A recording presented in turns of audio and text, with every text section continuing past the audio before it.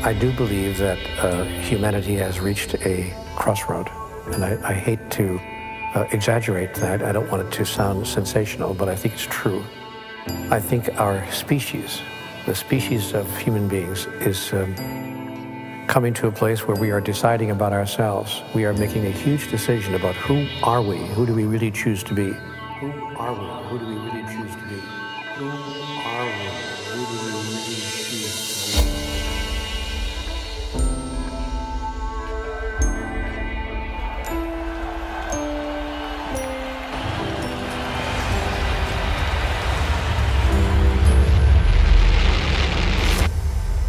We imagine that the issue is a political issue. Then we say, well, it must be a financial problem. The problem is not political, it's not financial, and it's also, by the way, not military, obviously. Circumstances don't determine who you are, they reveal who you are. And the world that we live in now, the circumstances are changing so rapidly that we're being revealed.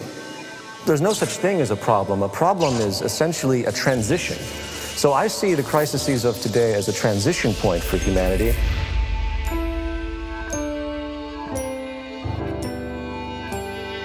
Look down on the human drama and discern through your critical faculties what's going on without judging it.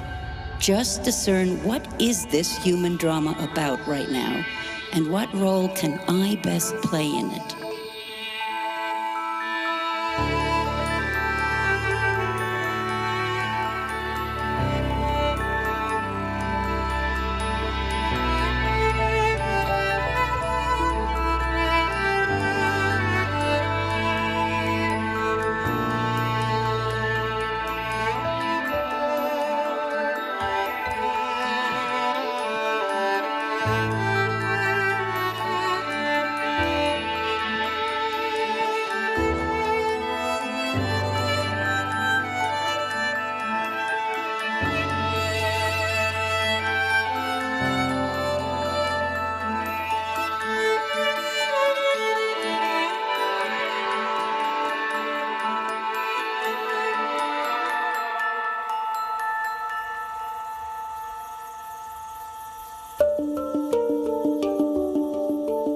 The latest Global Risks Report published by the World Economic Forum presents an astonishing risks interconnection map.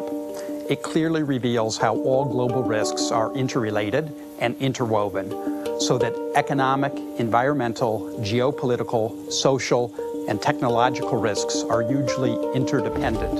A crisis in one area will quickly lead to a crisis in other areas. The interconnection and complexity in this map, compared to our surprise at the impact and speed of the recent financial crises, illustrates the discord that exists between all systems we've built and shows just how disconnected we've become. Our attempts at managing these systems are fragmented and simplistic, and not up to the challenges that we face today. The way we use natural resources is based on our economic system, which is closely related to our social values, which directly affect our psychological and emotional systems and all our actions. What we see in the world is a reflection of who we are. You cannot separate what's happening in the world and what's happening within people. So we're not just in crisis in politics or in economics. Human beings are now in crisis with themselves. When I studied biocybernetics, it was a wonder to see that the more we delve into nature, the animal kingdom, plant life, ecosystems, we see that everything is interconnected through reciprocal actions, some of which we understand, some of which we still don't. But now, human society is also becoming so integrated that it's like a single closed system that encompasses the entire globe. The crisis we're facing now is actually very unique. We are all closed together in the same system, and we can no longer do whatever we want in it. World leaders, presidents, have lost the ability to manage the people.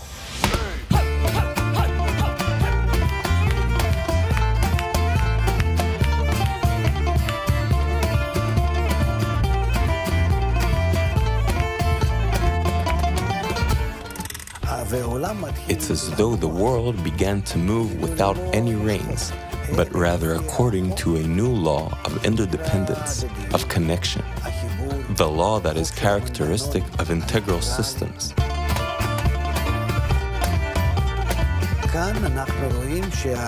And here we see that world leaders, first of all, they can't even make decisions, whether it's G8 or G20. And even if they arrive at something, they can't realize it.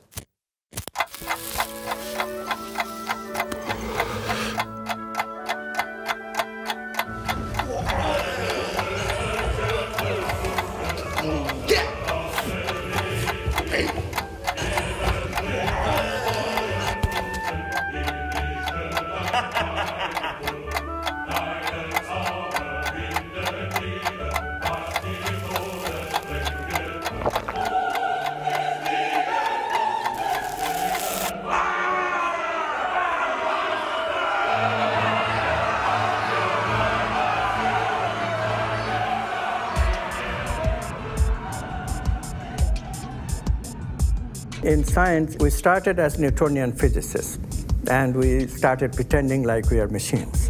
That was the worldview for some time. That changed with biologists coming along. Biology gives a different view of the human being altogether. Biology says that, well, we are machines, but we are machines with competition, with survival in mind. And we fight for our survival, we compete. So our higher values are important only if they are important for survival. Outside of survival, there is no other impetus to the human being. And because of this idea, we have become, as you know, extremely competitive in our society. If somebody else has something, I must get it. If somebody else doesn't have it yet, I must get it before he or she gets it. And this idea is causing havoc in our society. Much of our progress in human civilization has been driven by egoistic competition. People try to outdo each other, and that creates better science, better technology, etc. However, now we're at a point where this ego drive has become so extreme that it will stop at nothing in order to be more or have more than others.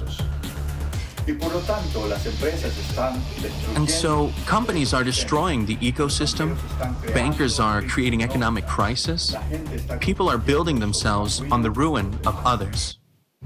Our food supplies are increasingly at risk, water resources are increasingly being strained, and our financial systems continue to be highly volatile and risky. At the same time, we're also discovering how all our systems are connected and interdependent. Clearly, business as usual is a dead end.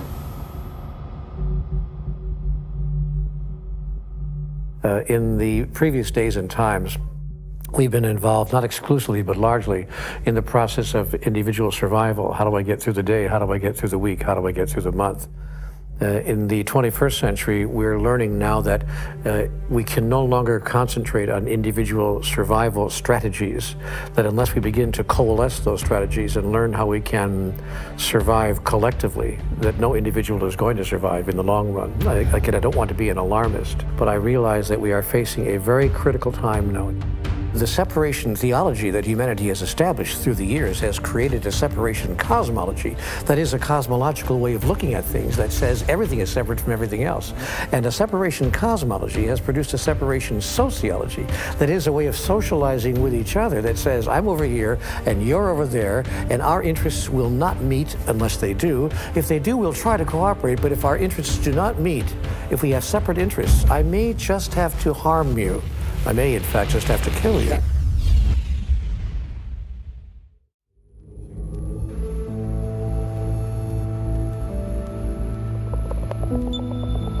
There's an old story, the grandfather who's speaking to his grandson in the lodge, and the grandson comes in and says, I had a dream last night. In the dream, there were two wolves inside fighting, and one was a black wolf and one was a white wolf. And the black wolf scared me, grandfather, and the white wolf made me feel hopeful. Which one will survive? And the grandfather said, the one you feed the most.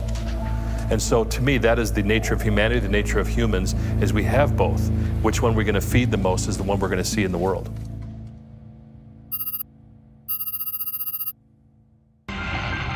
The Asch experiment is one of psychology's oldest and most popular pieces of research.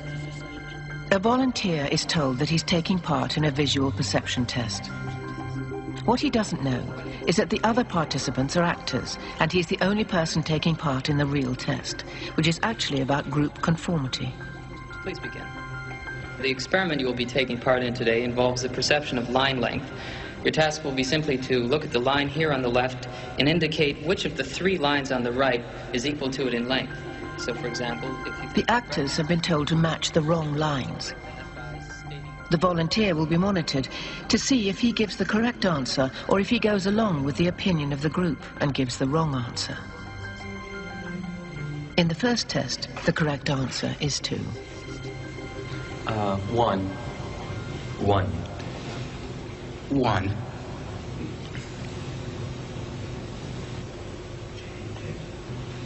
2. 1. Once again, the correct answer is 2. 3. 3. 3.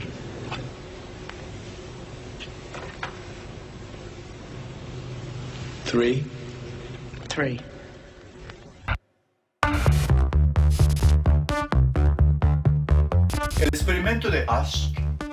The Asch conformity experiment has been repeated many times. It's been suggested that, first, the distortion happens at the level of action. The subject believes the others are wrong, yet goes along with them anyway. Then it happens at the level of judgment. The subject begins to think, maybe they're seeing something I'm not seeing. And then it happens at the level of perception, which means that the subject's actual perception of what's right or wrong is distorted by the majority. Now, when you link these conclusions to what's happening in the world today, you have to ask, in what way have we been using the influence of society? Which is probably the most powerful force in human psychology.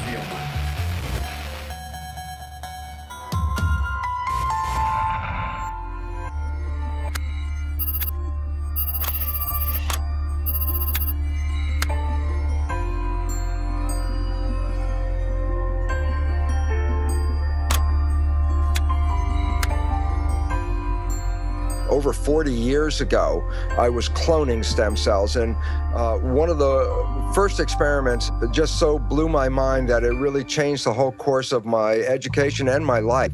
I put one stem cell in a culture dish all by itself, and that stem cell divides every 10 to 12 hours. After about a week to 10 days, I have thousands of cells in the Petri dish, but what's most important is all these cells are genetically identical to each other. And then what I did, and this is the experiment, I separated a culture of genetically identical cells into 3 different Petri dishes, and I changed the environment. But the culture medium to cells is like the world that we live in. It's got the air, the water, the food, all the things in it. So I had 3 different environments, yet genetically identical cells in each dish, and the results revealed that in environment A, the cells form muscle, in environment B, the cells form bone, and in environment C, the cells form fat cells. What was so profoundly important about this is if you ask the question, what is responsible for controlling the fate of the cells? What the experiment clearly revealed was that all the cells were genetically identical. The only thing that was different from one dish to the other dish was the environment. So while at the time I was teaching medical students the conventional story out of the textbook, the concept of genetic determinism, that genes control our fate and our lives, my experiments revealed a completely different story, and that was, it was the environment that was primarily responsible in shaping the behavior and genetics.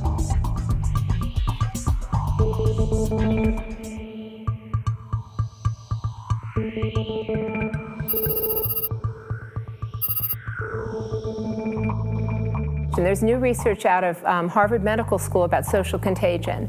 And I think it's kind of obvious and intuitive that you catch the moods of people around you, but now they're finding that people get fat in groups, they get happy in groups, they quit smoking in groups.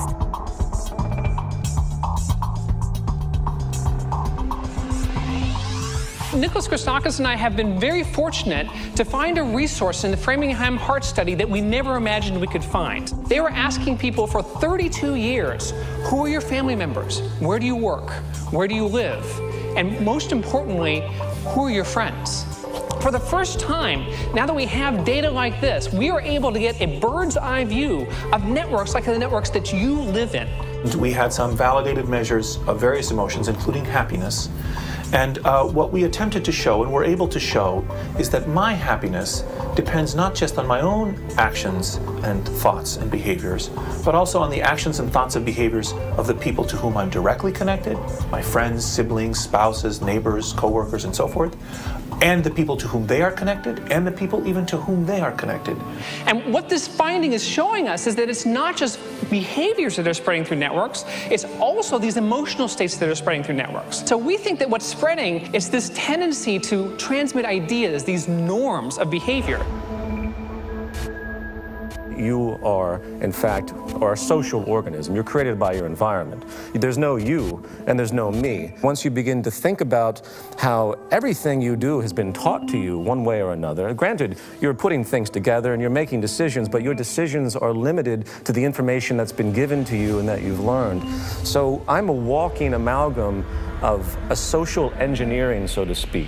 If I see myself as separate from everything else, that I could say is incorrect. For example, everyone knows they have to breathe. Through time, people will begin to understand that their integrity is only as good as the integrity of everything else around them.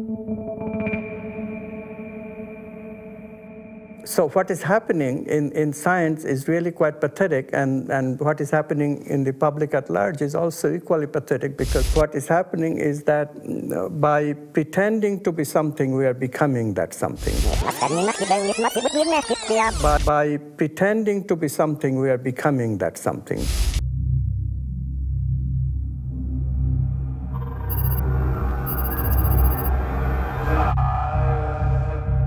I began to feel that I was losing my identity, that the person that I call Clay, the person who put me in this place, the person who volunteered to go into this prison, because it was a prison to me, it still is a prison to me. I don't look on it as an experiment or a simulation. It was just a prison that was run by psychologists instead of run by the state. In 1971, today's well-known psychologist, Philip Zimbardo, decided to examine what would happen if you take perfectly normal and healthy young students and create a prison-like environment within Stanford University and tell them, for the next 2 weeks, some of you will act as prisoners, and some of you will act as guards. One day into the experiment, a riot broke out. The guards began humiliating the prisoners. They used physical punishments. Some became extremely sadistic. The prisoners began to have emotional breakdowns. Some had to be removed from the study early, and after only 6 days, the experiment had to be completely shut down.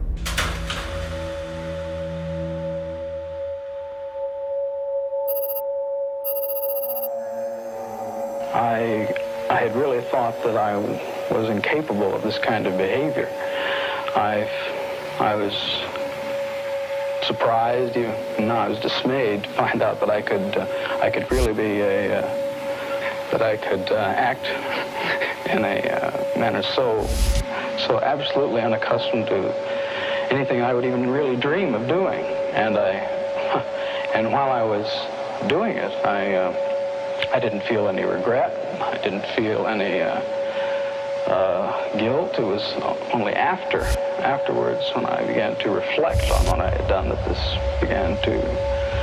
behavior began to dawn on me, and I realized that this was a part of me I hadn't really noticed before. By pretending to be something, we are becoming that something. By pretending that we are mindless matter, we are just material and that's it, we are excluding the finer aspects of life. We are excluding the finer aspects of our experience. And this is very serious business.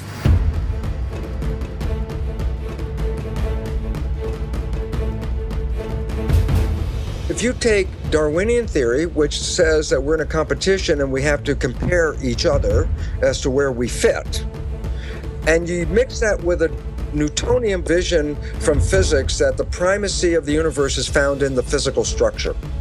And then you put those two together and you say, well, how do you know where you fit in the Darwinian world? And the answer is, how much material do you own?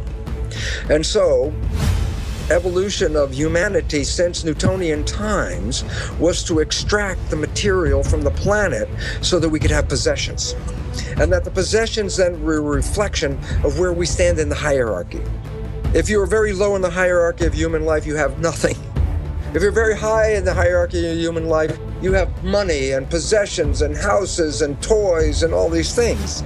So then you say, well, then who suffers from all this? Well, there's great suffering at every level, whether suffering in the physical planet or in the human civilization, there's suffering all over. In order for me as a human to prove my hierarchy, I have to extract the material from the planet.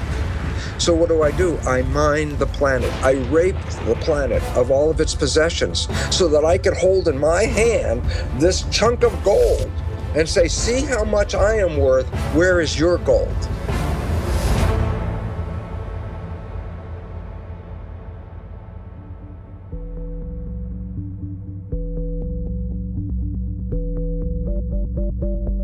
Theory of evolution is not based on community, but based on the individual. Newtonian physics said it's only the visible things that are relevant. But in a world based on quantum physics, which is based on energy, some of the things that we understand in the nature of energy are emotions and feelings, such as love and beauty. These are expressions of energy. And in a world of quantum physics, we surely emphasize more the nature of love and feelings and energy and beauty and harmony over the money and the material expressions that we look at today. And why is this important? Because then you look at the world and you say, do you want a pound of gold, or do you want to be totally in love in your life?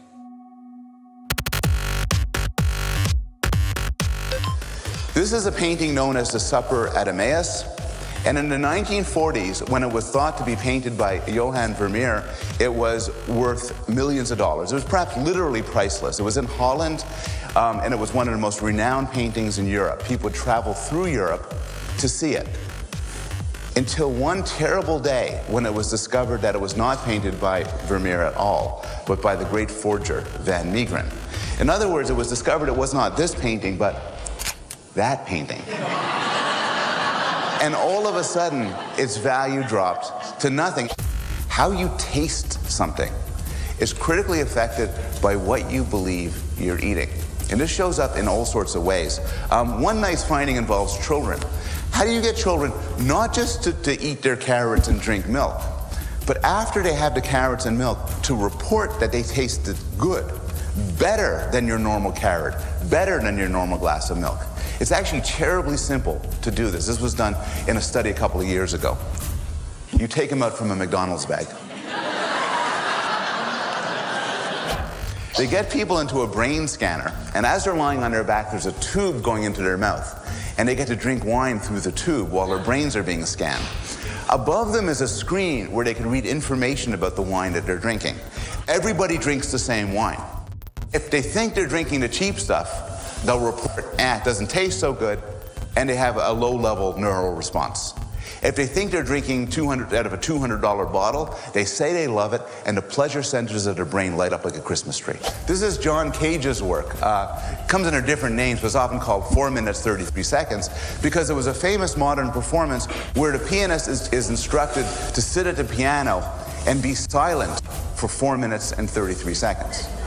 Now, as you can imagine, this is fairly controversial, whether or not this is brilliant or just ridiculous.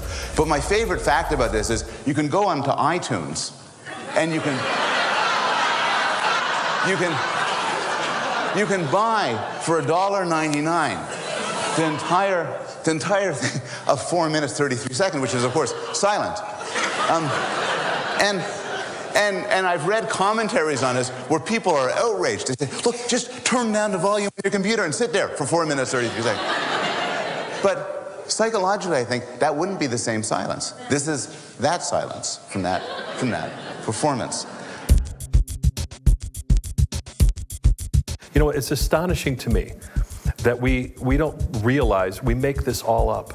We made the whole thing up. You know why gold is what the value it is? Because somebody said so.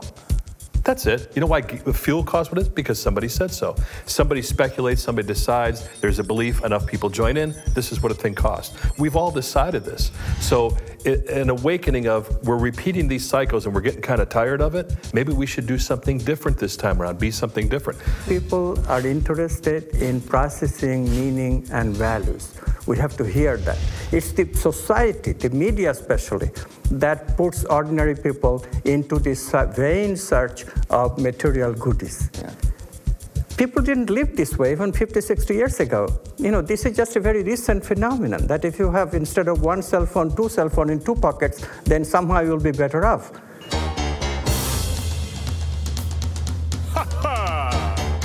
Right. I'm the king of excess.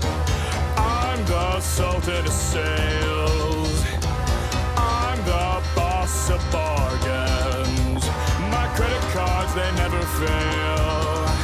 I got a 700 something on my beacon score, which means I don't own a thing and I can buy even more. I'm a buffet eating, tablet reading, lovable guy. I get the best of the best that my money can't buy. It's a wonderful life. It's a wonderful life with my red-headed wife.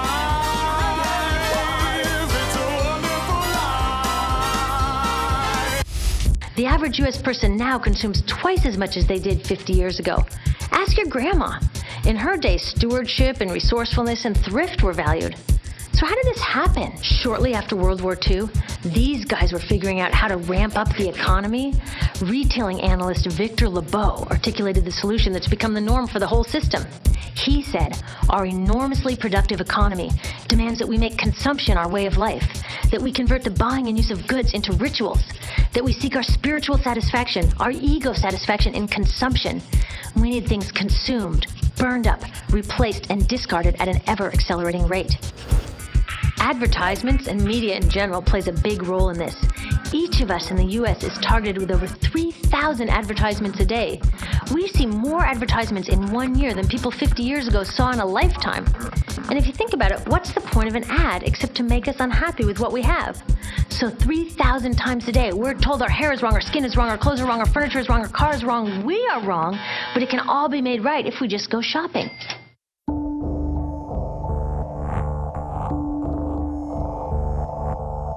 Mr. Rogers, who was the TV guy here in the United States, said the space between the television and the viewer should be sacred.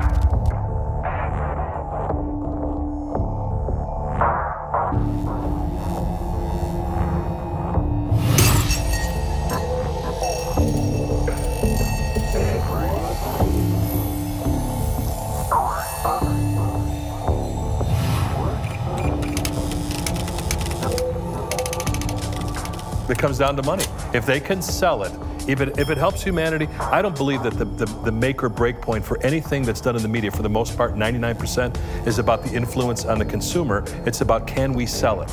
And if they could sell it and it's good for you, they'll sell it. But if they sell it and it's not good for you, they'll sell it anyway.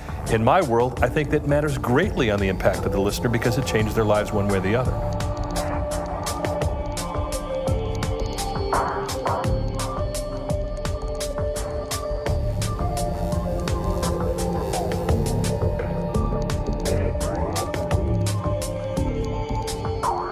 Part of the problem is people are too focused on their own little world, their own little lives, what it is they want to accomplish, when in fact there's really nothing you can accomplish that feels quite as happy as doing it with other people.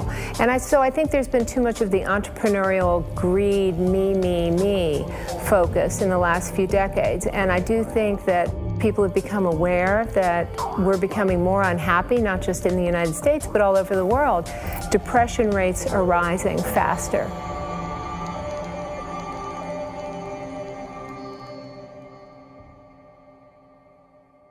I don't know that people are always aware of it until you ask powerful questions.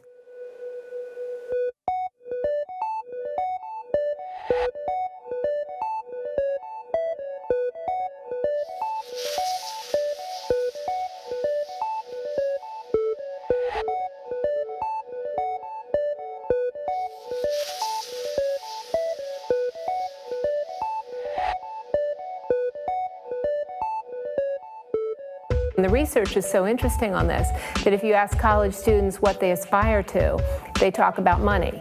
But if you ask them what the best thing was that happened to them in the last month, they mention experiences with other people. They never mention possessions. So on an intuitive level, people do understand what it is that brings them joy, but sometimes they have to find out the hard way.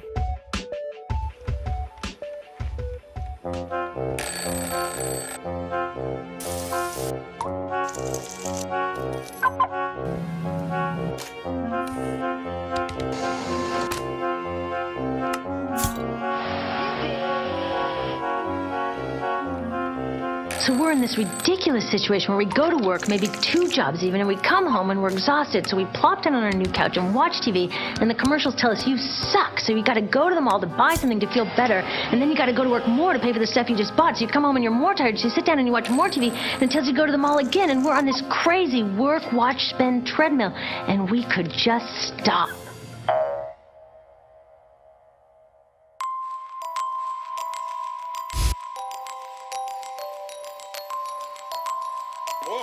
I had a question, and the question was, how much did you cut them by?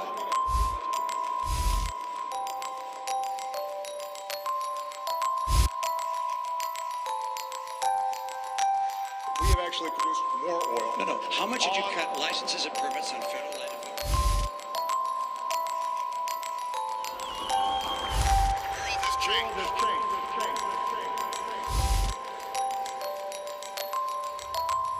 We must change with it.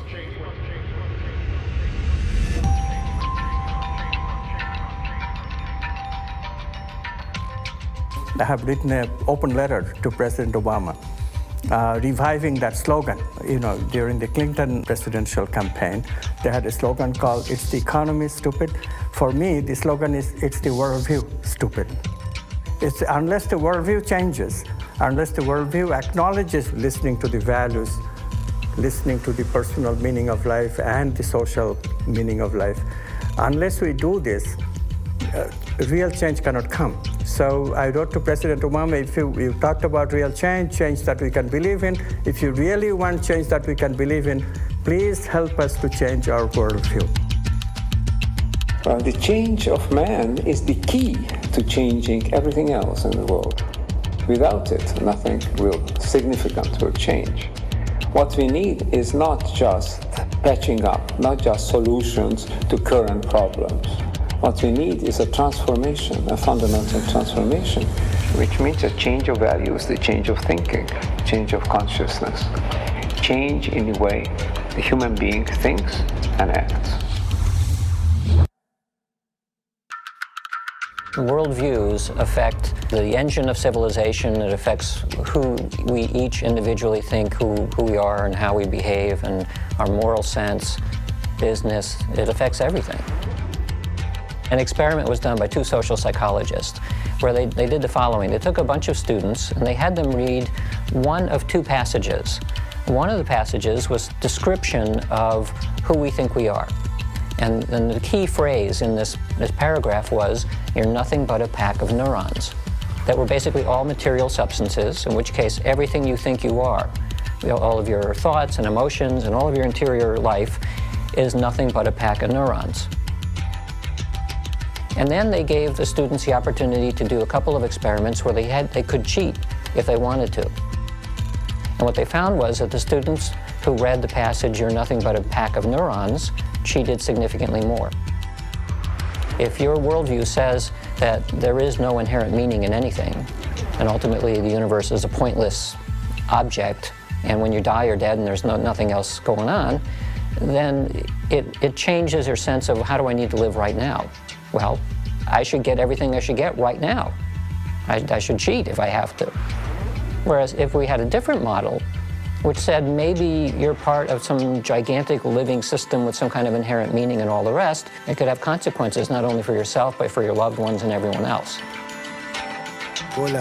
All the problems that we're facing right now, they're not problems. They're actually questions. Who are we? Who do we really choose to be? How do we choose to relate to life itself? How do we choose to relate to all the different elements of life, the environment, the planet itself, obviously the people?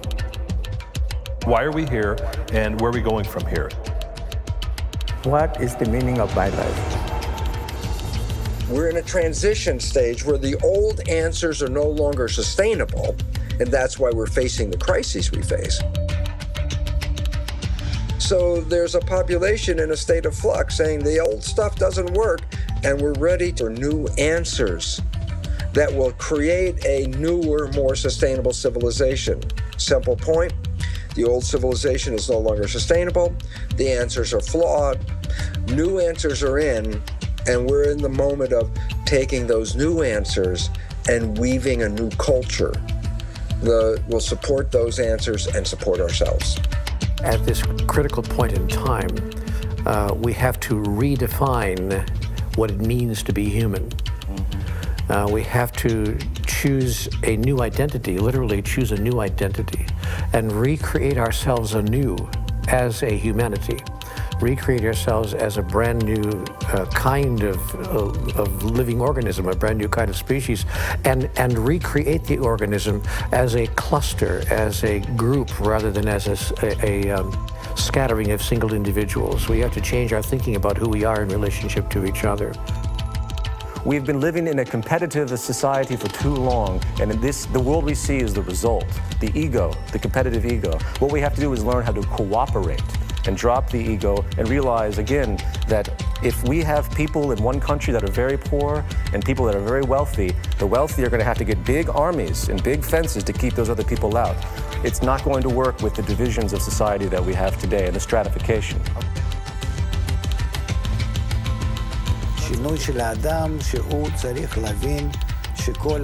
Man has to go through a change to realize that his life should be lived for the unity of mankind, and that we're all like one man and one heart, and we're sharing that desire, sharing that thought.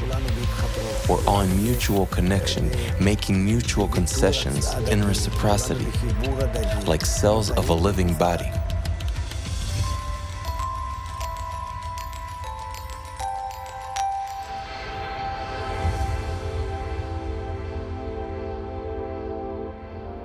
It's so simple, but we make it so difficult, and it's these hard things, these challenges, these horrible things we see are there to urge us to be better than we are. And I think until we start seeing that, they will continue, no matter on all levels. We look at our economic crisis, we look at our ecological crisis, we look at our spiritual crisis, and we say, I'm not happy, society's not happy, what's wrong with us? So that is the trigger. We have to have problems to have solutions. Problems create creativity.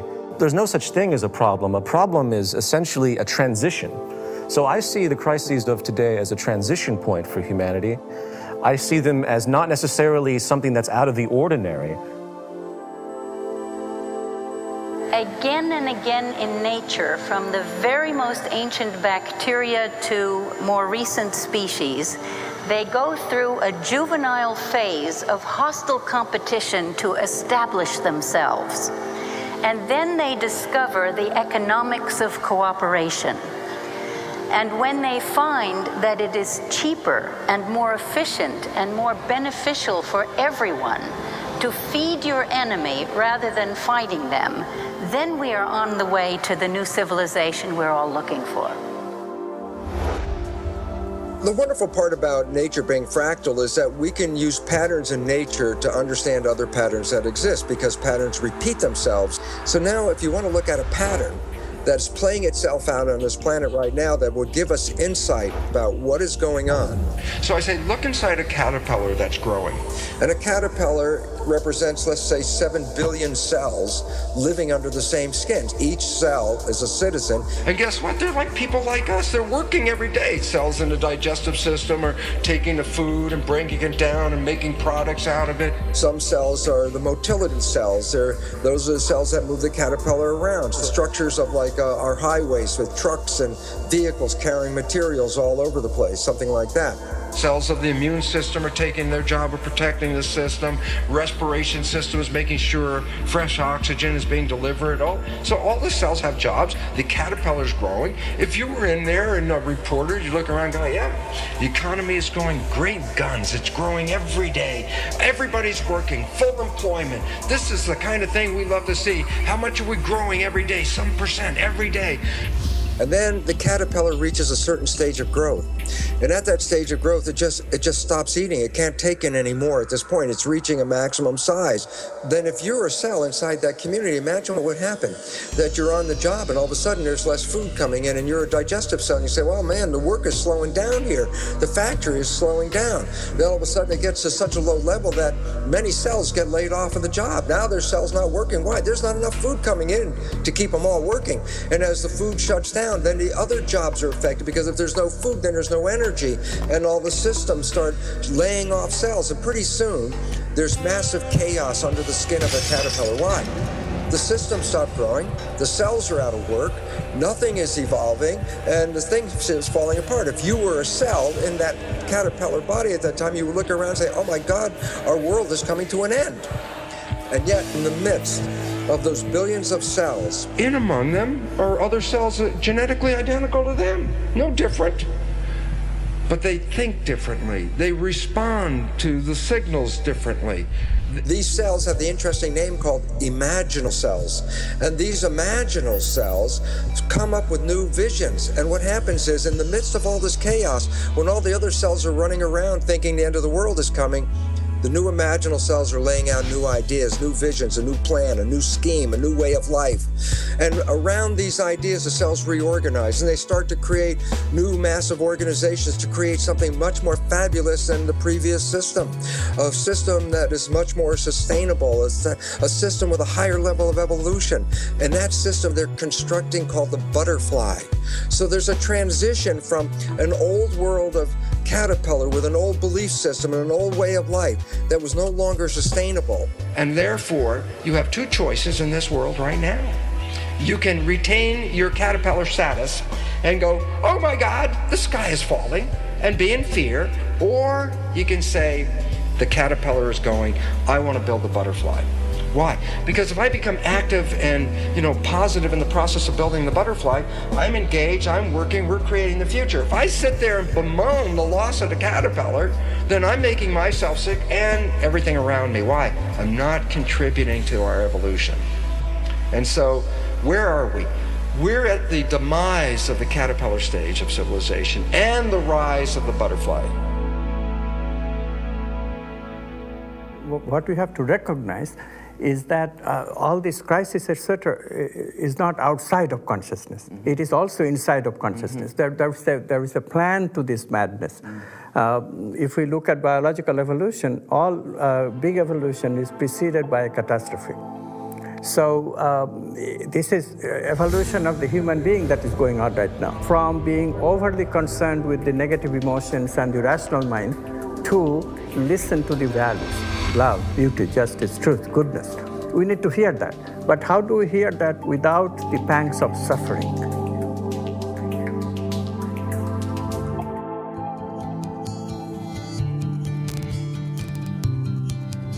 I believe the issue is how can we cause the largest number of people to understand that we are in fact all one, to understand our unity. The environment has to be changed so that we are supported in a way where we respect each other, while our value systems have to understand that we cannot survive any longer through our logical reasoning with the competitive mentality that's been perpetuated for so many generations.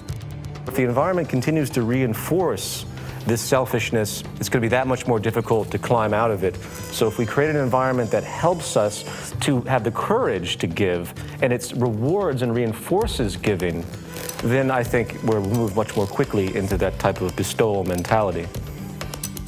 What we're beginning to see now is the fall of all the major institutions, whether it's economy, politics, education, healthcare, every fundamental level of institution in the world. So there's going to have to be changes at every level. And it starts with education and awareness. Why? Because the knowledge we bought into of who we are and why we're here turns out to be archaic beliefs that are not supporting our survival. We have to go from our old limiting beliefs that brought us to the current state of the world, rewrite those beliefs so that as we take the next step forward, we do so with new awareness, new power, and a new understanding of where we want to go. So we need to change education. Just imagine, what would happen if we changed our environment completely? What if we would constantly hear in the news, through art, entertainment, advertisement, that we're all interdependent, that we're all interconnected as one integral system? How would our world look like? How would you relate to all the others in that system? You would suddenly begin to feel that you relate to others as somewhat close to you. You will be less concerned about how do I exploit the other, how do I manipulate others, take advantage of them. You'd begin to see that the other person is somehow close to you. You'll have some affinity towards the others, like they belong to you. You'll start considering them just like you think about your children or your family. You take them into consideration when you think about doing something in life. You think, how will it affect them?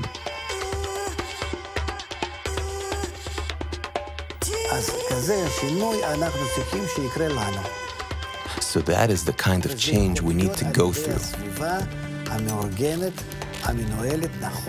And it can happen to us through the proper environment that we create for ourselves.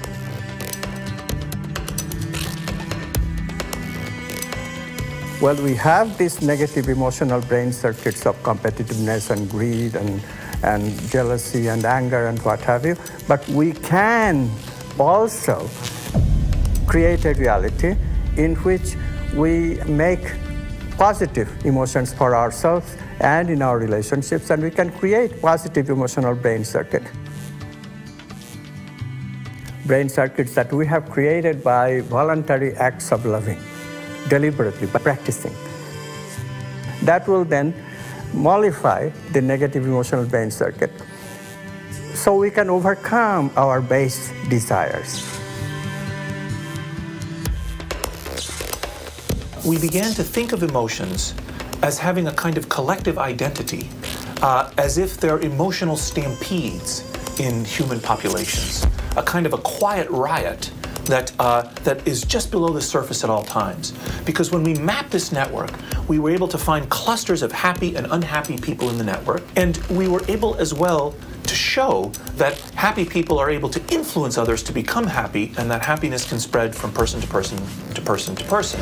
And it's this kind of view of the human superorganism that has really started to change the way we think about ourselves as human beings.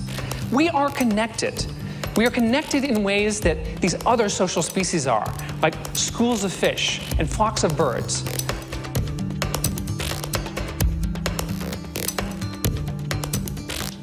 Animals have this. So-called primitive people have this.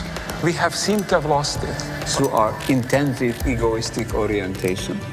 If you recover this connection, then we will behave with greater solidarity to each other.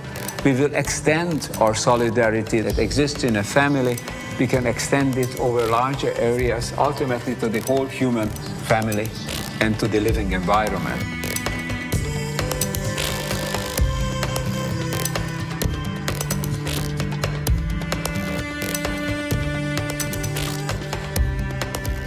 We can encourage people in all walks of life, in all kinds of organizations, to come to the notion of true global family and implementing the kind of world we really all dream of. What has increasingly been found is that the happiest people have vibrant social networks. They work hard at cultivating the relationships with other people. So it's the togetherness, the bringing people together that brings people the most joy.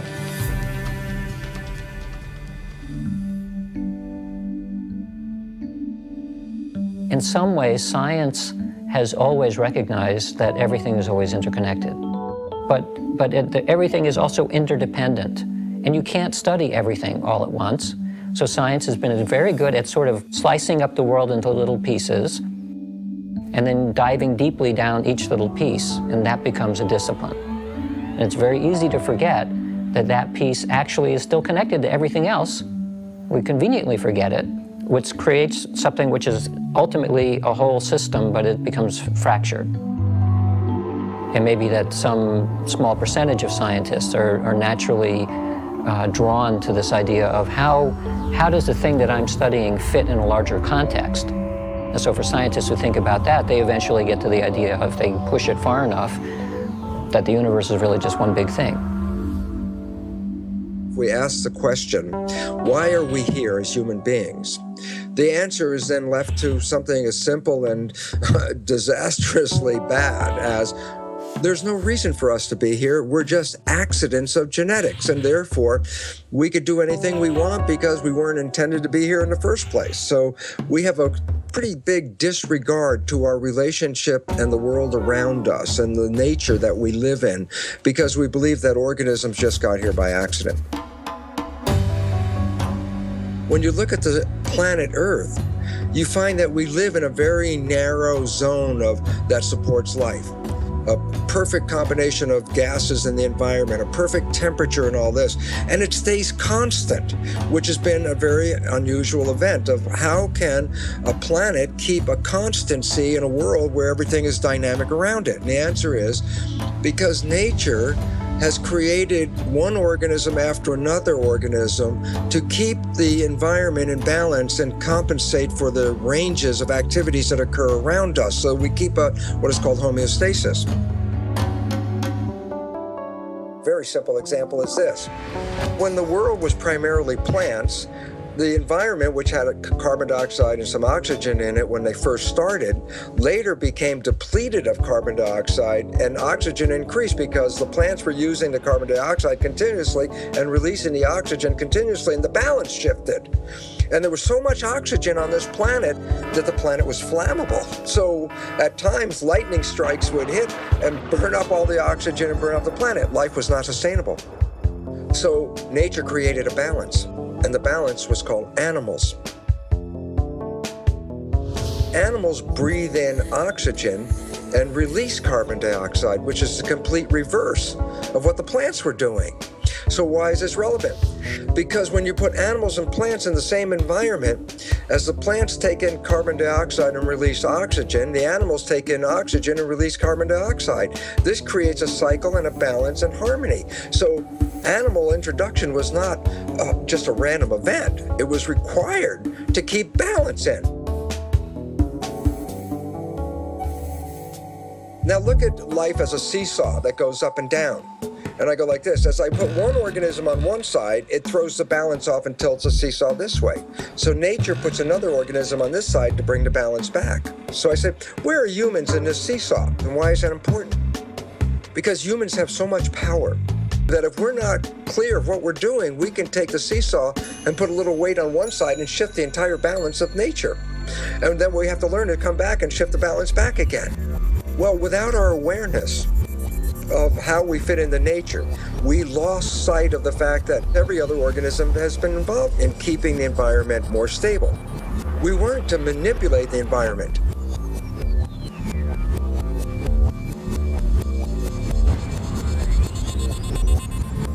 But if the balance now shifts way off because of humanity, then it means that nature will no longer support human life on this planet. It says that we have upset the balance of the environment and are causing our own extinction. So the writing is on the wall. We have to work collectively to create harmony back in the environment.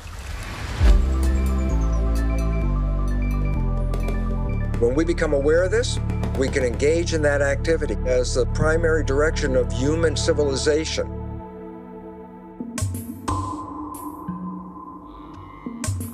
Can we, as a global tribe, get our act together fast enough to be able to change our behavior, our collective behavior fast enough? There is a great potential, because it's not that if everybody has to change at the same time. What we talk about is a critical mass. You don't know how many people have to change for it to spread. But the fact is that when people begin to think differently, begin to act differently, that has an effect on others, it spreads. Scientists at RPI have found that when just 10% of the population are deeply committed to an idea, their idea will always be adopted by the majority of the society. Now, what's interesting is their mathematical model shows that it's like a spontaneous leap. That is, below 10%, there is no visible progress. However, above 10%, the idea spreads like wildfire. I don't think it's going to occur first on the whole among the leadership, neither political nor business leadership. I think there are always exceptions, and there are very enlightened political leaders, the enlightened business people. But on the whole, these people have too much stake on the present system, and they are afraid of change, because their own base of power and wealth lies in maintaining the current system. So the change has to come from elsewhere. I don't think it can come from the very poorest people. The very poorest people, maybe 2 billion people in the world, try to survive somehow. They have to get the food and the housing and the job and the healthcare and the education that is a minimum requirement. We can't expect it from that, well, maybe 200-300 million people who are really the wealthy and the leading classes. It has to come from those who are in between, who have a choice, who are becoming increasingly concerned, and who know that something needs to be done, and the hope is that they will wake up.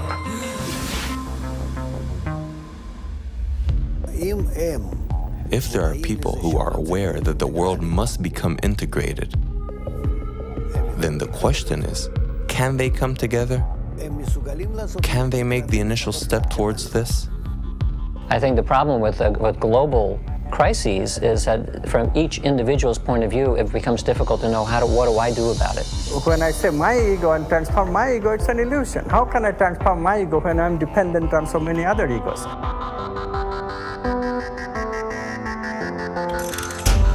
So because of the efforts of a few, changes will start occurring. How? Because the pressure, evolutionary pressure, is acting on everybody.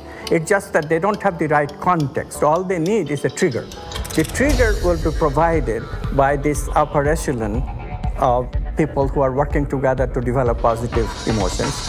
So they affect a much bigger number than is indicated by the little community that started it. So one little change in one little community can affect a much larger human community. And the interconnectedness that we have through the internet, interconnectedness of the ego, all of a sudden, without even knowing that it is doing so, will change and establish itself. And therefore, changes can come very fast.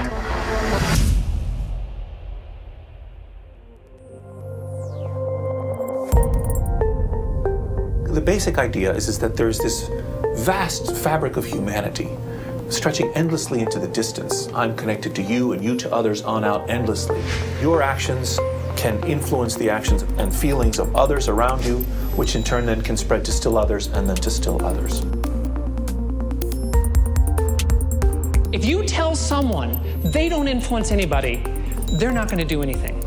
But if you tell them they influence 1,000 people, they'll change their lives. And that's why I think it's so critical for us to understand, first and foremost, how and why we are connected. Thinking people, they can see opportunities in this. So we have to do this collectively. We have to do this collectively through dialogues, first between two people, through relationships between two people, and then generalizing it to a whole family, to the entire community, to bigger communities, to the country, to the entire world. Change the society to recognize that we cannot do this by ourselves. We cannot do this alone. It's actually very simple what we have to do. It's just getting people to identify with it and see the benefit of what that offer is, the offer of working together, and how cataclysmically better life will be, right? Materially and spiritually. So. The lack of connection between people causes all the sadness in the world. No question about it. We are at crossroads, and it's not going to be decided by fate. It's not a destiny. We have at a point where the future of humanity is going to be decided by how people think about it today and how they behave. Awareness, awakening, these are the key terms. We have a chance to change. One thing we have to recognize is that to change is no longer a question whether or not. Change is coming. The only question is whether it's coming unexpectedly and abruptly on us so that we can't do much about it, we become victim of it, or whether we can anticipate it, create those major changes that will bring about a better future. And that is the unprecedented task of the generation now living.